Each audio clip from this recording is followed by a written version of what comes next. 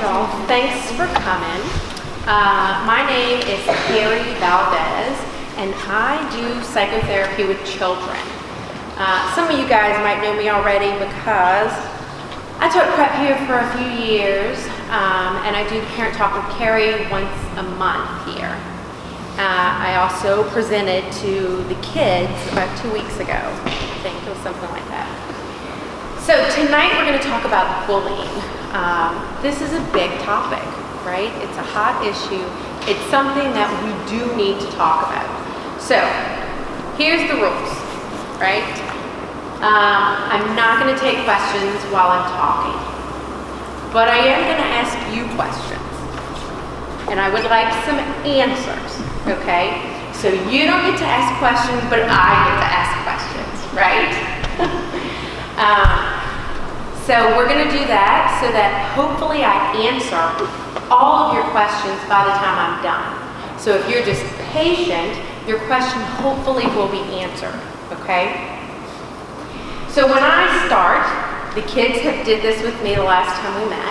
I need to get you all grounded in this space, okay? I need y'all to be here with me and not thinking about dinner and not thinking about spring break and not thinking about the weather or the grocery list or your chores, okay? I want you to be right here with me.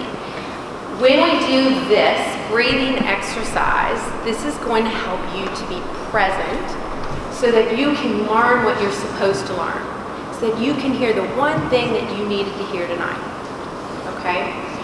I'm going to talk you through the breathing exercise. So we're going to breathe in through our nose to the count of 4 and out through your mouth or your nose to the count of 6, okay?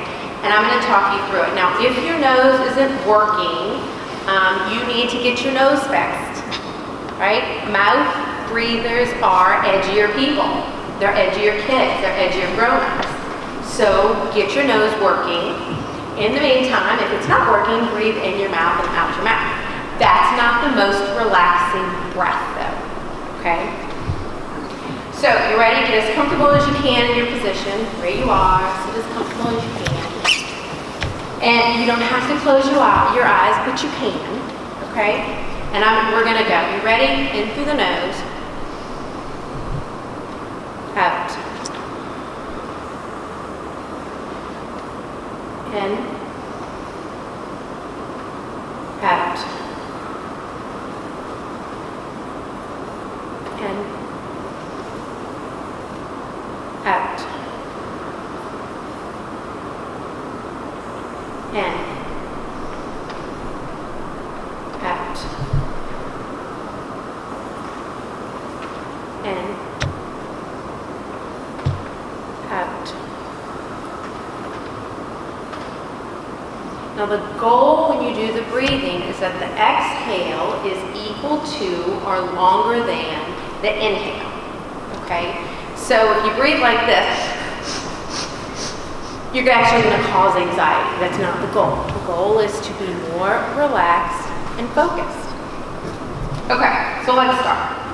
I tell most people that all kindergartners should be bullied. I just do. And here's why. Bullying is going to happen all throughout your life. The younger you are, that you learn to manage it, the easier your life is going to be. So if we can start in kindergarten and you have this master, this is never going to be an issue for you in life, right? Bullying happens throughout your whole life. This is not a school issue. It's not a school issue for anybody. And let's be clear what I'm talking about. I'm talking about bullying. So we're talking about someone hurting your feelings or insulting you or calling you names.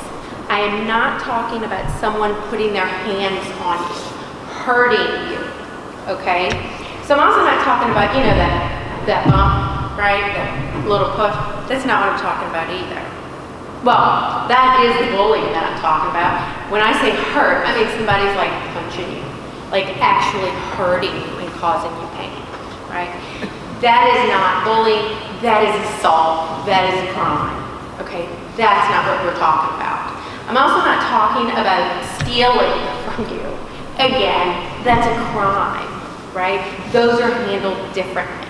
So we're talking about bullying in the context of name calling and like pushing and shoving kind of stuff, okay? Bullying has been used so broadly that it drives me a little bit bonkers sometimes, because we say everything is bullying now. Things that are way outside the range of bullying, they call bullying. And things that are not bullying, people want to call it that because somebody might have hurt your feelings, right? So just because your feelings get hurt does not necessarily mean you've been bullied, okay? So bullying has always existed too. It's not like this is new. Bullying has always existed since the beginning of time, right? It's always been around. Bullying happens the most. I bet you guys don't even know. Can you guess? Do you guys have any ideas where bullying happens the most often? Where do you think? Yeah. Where? School. School is a good place, but no. Online. Where? Online. Good. That would be new, right? Because of technology, and that's not it. That's not it. Yeah. Offices. Bullying does happen there, but that's not it either. So the most, yeah. Between siblings. Between siblings. That's a good answer. But you know what we call it when it's between siblings? We call it sibling rivalry, right? Okay, so any other guesses? Those are good, you're right, yeah. Home, that's right. 2-1. Bullying happens most often in your house. In your house, no kidding. Except when it's between siblings, we call it sibling rivalry, right? But bullying happens most often at home. So let's think about that. Bullying happens more often at home where the ratio is 1 adult to 1 child, or 1 adult to 2 kids, or 1 adult to 3 kids, depending upon how many kids you have, right? So when we put that in perspective, I want you to think about the schools, right? There is 1 teacher to 15 to 35 kids. You can't manage it in your house. How is a teacher supposed to manage bullying when it's 1 to 15 or 1 to 35 ratio? Like, that's crazy to think that the teachers are supposed to maintain that in a classroom when you are not able to maintain it in your house.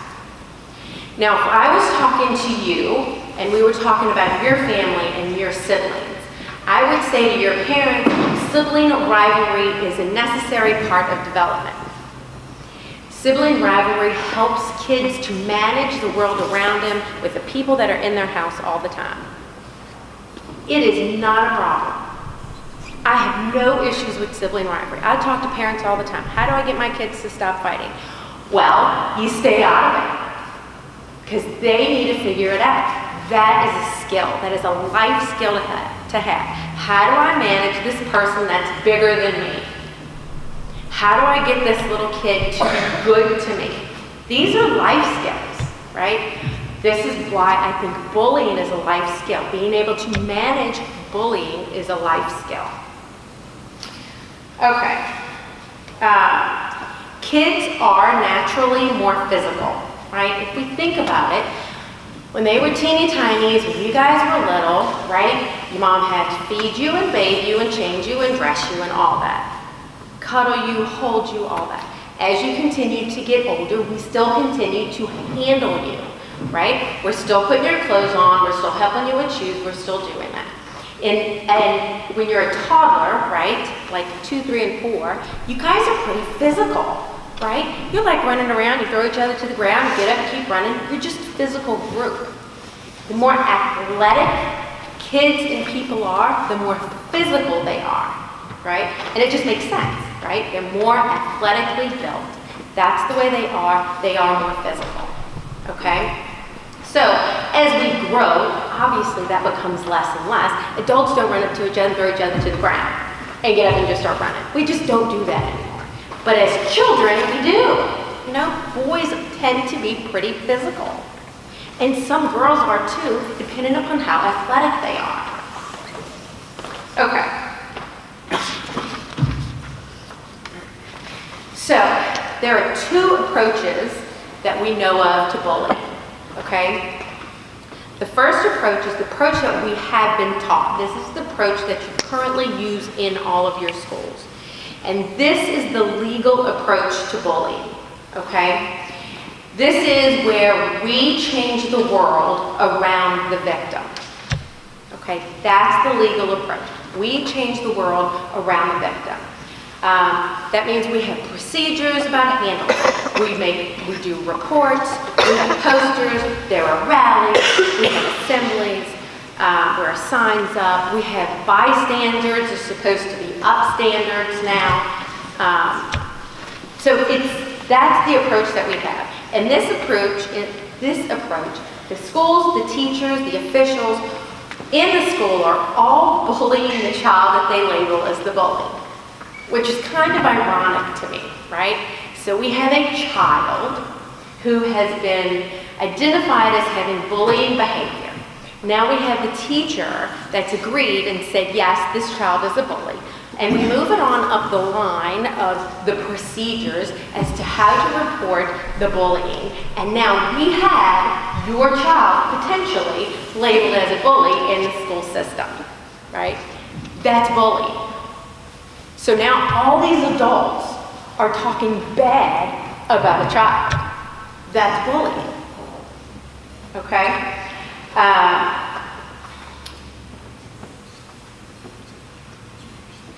So then the kids are victims, and this ups the odds that these kids want to seek revenge. The bully then becomes the victim and also is thinking and contemplating about revenge, right? Then we also lost a student, right? You also lost. If this is your class, if this is a teacher, and your teacher has identified you as a bully, how willing and likely are you to want to learn from her? Right? The chances go really down for any kind of relationship and learning to happen in the classroom when that situation occurs. Okay. The other part of that is it's still happening, right? It doesn't stop the bullying. Bullying still exists in class because bullying isn't going anywhere.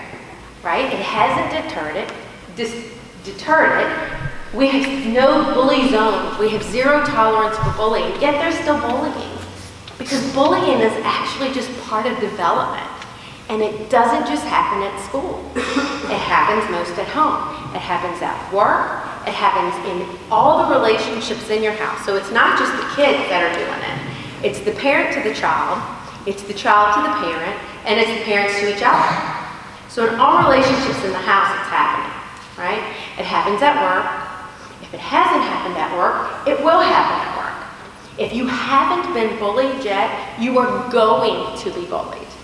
I would suspect that everybody in this room has already been bullied. I know that because this is just part of development.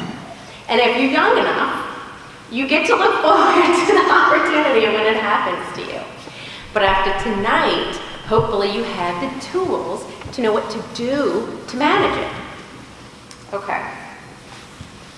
Let's see. The other approach, so we went over the legal approach, which is the approach that the school systems currently use, okay? The other approach is the psychological approach. The psychological approach means that you use your brain to solve your own social problems. That is huge, right? So now you are in charge of you. That's very empowering. So we want to empower you to create your own peace in your own life. We want you to be in control of your own emotions and not giving your emotions to somebody else to control. Okay? Homicides and suicides are by people who are victims or feel like victims. It is not the bully that we hear in the news that's doing all these tragedies in these schools. It is the person that feels like they have become a victim. They are the ones that are doing this stuff, right? So the bully in this situation is really not the problem.